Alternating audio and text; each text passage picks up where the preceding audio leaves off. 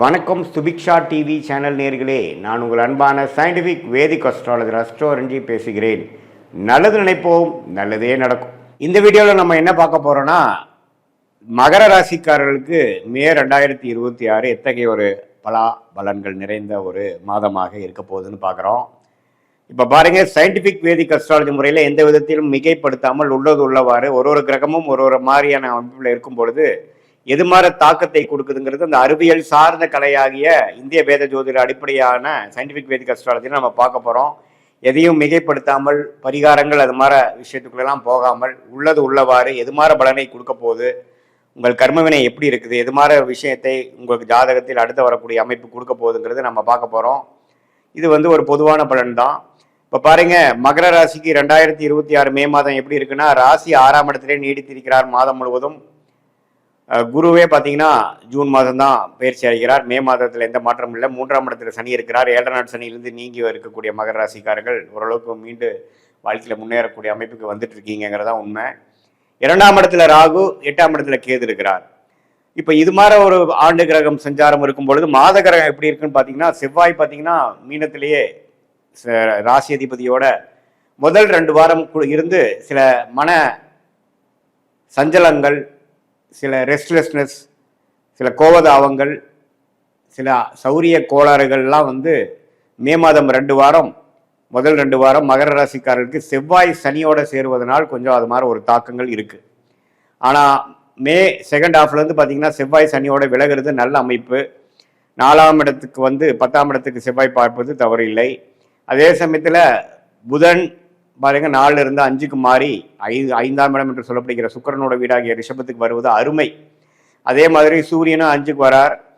அப்புறம் மாத கடத்தியில் பார்த்தீங்கன்னா சுக்கிரனும் 6ஆம் இடத்துக்கு போறார். ஸோ சுக்கிரனே 5ஆம் வீட்டில் ஆட்சி பலத்தோடு இருக்கிறது அருமையான ஒரு time. So golden time May second week, third week, fourth வீக்ல இருந்து வரக்கூடிய செகண்ட் ஹாஃப் ஆஃப் மே மாதம் மகர ராசிக்கு ஒரு நல்ல அமைப்பு இருக்கு. காதல் கை கூடக்கூடிய அமைப்பு, குழந்தைகளால் நல்ல கல்யாணமான தம்பதியருக்கு குழந்தைகளால் நற்செய்தி, குடும்பத்தில் குதூகலம், வண்டி வாகனம் சேர்க்கை, வீடை வசதிப்படுத்திக்கிறது, அது மாதிரி பல நல்ல விஷயங்கள், ஆரோக்கியமான விஷயங்கள், கலகலப்பாக இருக்கக்கூடிய விஷயங்கள், சுப விஷயங்கள் நடக்கக்கூடிய அமைப்பு மகர ராசிக்காரர்களுக்கு மே 2026 குறிப்பாக சொல்லணும்னா செகண்ட் ஹாஃப் ஆஃப் மே அற்புதமாக இருக்கு. அதை நீங்கள் கரெக்டாக யூஸ் பண்ணிக்கணும். அந்த நேரத்தில் பார்த்தீங்கன்னா ஏனோ தானோன்னு இல்லாமல் வரவேண்டிய வாய்ப்புகளை கரெக்டாக நீங்கள் உபயோகப்படுத்தி கொண்டு இந்த குரு, சுக்கிரன், அதே சமயத்தில் புதன், அது மாதிரி கிரகங்கள்லாம் நல்ல ஒரு வசதிப்படுத்துவதற்காக ஒரு சுப விரயத்தை கொடுத்து நல்ல வாழ்க்கையில் அடுத்த லெவலுக்கு நம்ம போகக்கூடிய அமைப்பை கொடுக்கிறார். வெளிநாடு விஷயங்கள், வெளிமாநில விஷயங்கள், சுப செலவுகள் இது எல்லாமே இருக்கு. அதே சமயத்தில் வருமானமும் இருக்கு.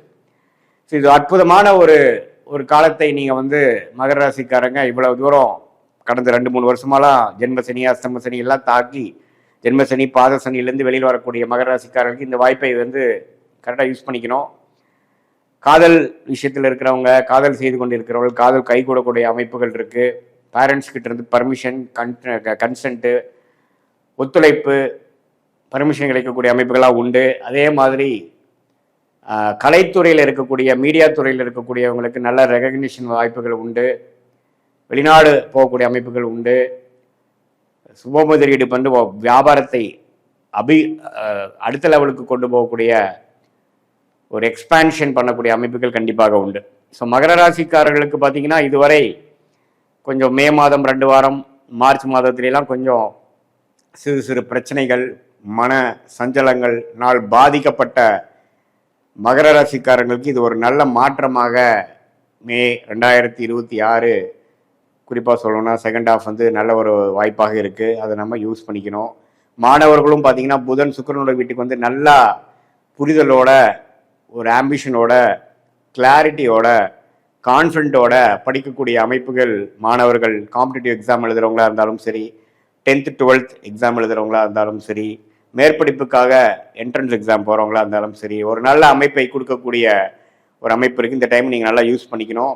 இது ஒரு பொதுவான பலனை தவிர உங்களுடைய ஜென்ம ஜாதகத்தில் எது மாதிரி தசா புக்திகள் போய்கொண்டிருக்கிறது, உங்களுடைய லக்னம் என்ன, உங்களுடைய நட்சத்திரம் அவிட்டமா, திருவோணமா உத்திராடமா அப்படிங்கிறதெல்லாம் பார்த்து உங்கள் தசாபுக்திகள் எப்படி போய் கொண்டிருக்கிறது, அந்த தசநாதனும் புக்திநாதனும் இப்போ கோச்சாரத்தில் எது மாதிரி அமைப்பில் போயிட்டு இருக்காங்க அப்படிங்கிற விஷயத்தெல்லாம் நம்ம பார்க்கும் பொழுது நம்மளுடைய கர்மா எது மாதிரி விஷயத்தை காட்டுது, இந்த பொதுவான பலனை காட்டிலும் இன்னுமே துல்லியமான பலன்கள் என்ன, தசா புக்தி அந்தரம்னு நம்ம பிரித்து தசையை வருட கணக்கில் பார்த்து, புக்தியை 2 வருடம் 3 வருடம் லெவலில் பார்த்து, அந்தரம் பார்த்திங்கன்னா மாத கணக்கில் பார்த்து, சூக்ஷமம் வாரக்கணக்கில் பார்த்து எது மாதிரி விஷயங்கள் நமக்கு காத்திருக்குது, எது மாதிரி பிராப்தங்கள் நம்மளோட ஜாதகத்தில் இருக்குது, எது மாதிரி விஷயங்கள் நமக்கு சரி வராதுங்கிறதெல்லாம் தெரிந்து அதுக்கு தகுந்த மாதிரி நம்மளுடைய வாழ்க்கை பயணத்தை திட்டமிட்டு அந்த செயல் அமைப்புகளை வடிவமைத்து அது மாதிரி நம்ம அந்தந்த நேரத்தில் நம்ம செய்து கொண்டே ஆனால் தேவையற்ற பண விரயங்கள், தேவையற்ற சமய விரயங்கள் எல்லாம் தவிர்த்து, ஏன்னா வாழ்க்கையில் நம்ம ஒரு 1000 வருஷம் வாழ போகிறதில்ல. ஒரு 20-25 வயசுக்கு மேலே நம்ம வேலைக்கு வந்துட்டோம், தொழிலுக்கு வந்துட்டோம்னா ஒரு 30-35 வருஷம் மேக்ஸிமம் நம்ம கெரியர் இருக்குது. அதுக்கப்புறம் ரிட்டையர்மெண்ட் ஆகிறோம். அதுக்கப்புறம் நம்ம முதல் மாதிரி ஆக்டிவாக இருக்க முடியாது.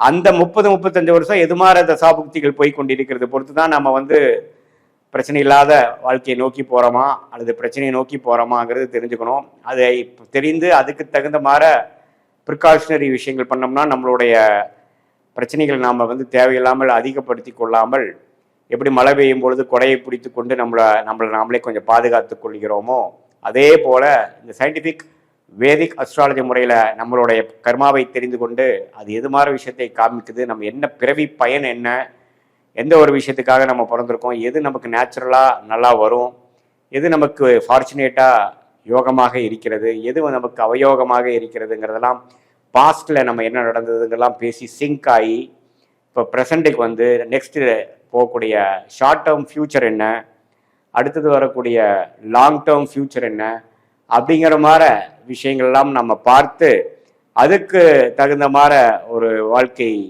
அமைப்புகளை திட்டங்களை தீட்டி அதுக்கு சேர்ந்த மாதிரி செஞ்சோம்னா சயின்டிஃபிக் வேதிக் அஸ்ட்ராலஜி முறையில் நல்ல பலன் அனுபவிக்கலாம். நம்ம இந்த மாதிரி பரிகாரங்கள் அது மாதிரி விஷயத்துக்குள்ள போய் நம்ம கர்மாவை மாற்றிட முடியும் அப்படிங்கிறதுல சயின்டிஃபிக் வேதிக் அஸ்ட்ராலஜி முறையில் பெரிய நம்பிக்கை இல்லை.